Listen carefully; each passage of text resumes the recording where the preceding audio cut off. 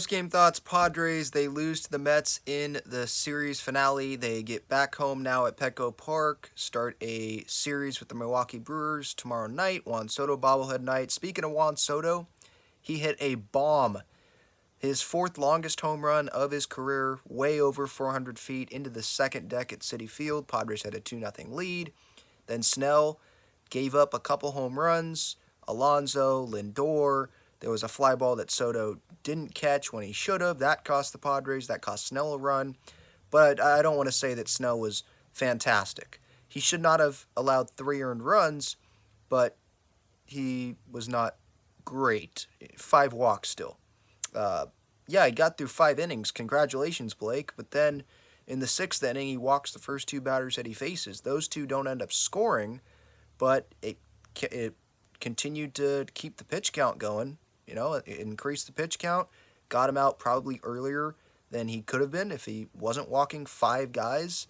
So yeah, Honeywell came in, didn't have his best stuff, got hit around a little bit, had some walks, and of course when Mud mentions no walks have scored, like 2-3 seconds later, the first walk that Honeywell, I believe, had in that inning ends up scoring on an RBI single. The offense, they were, I think, 0 for 7 with runners in scoring position. So I definitely understand Padres fans that are going to be upset about that. Yeah, go ahead, be upset about it. But like Austin Nola, there was a situation there, first and second, and I think there were 2 outs, and he strikes out. I'm not expecting Austin Nola to come through right now. I'm just not. It's Austin Nola.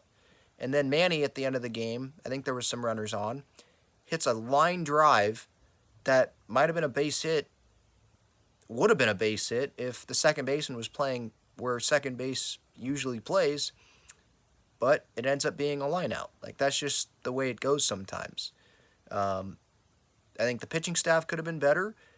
Soto, yeah, he did pop out. I think first and second, popped out to left. He was frustrated. So there were definitely some times where, yeah, you're expecting, you want this guy to come through, and he doesn't come through.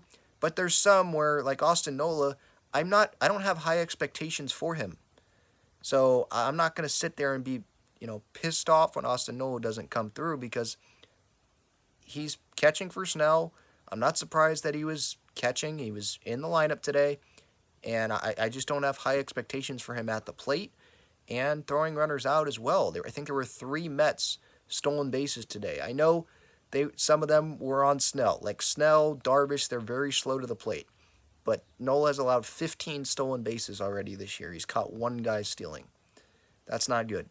Hopefully Campy gets some more games in this Milwaukee series more consistently instead of just catching a night game before a day game or maybe catching a day game after the Friday night game or something.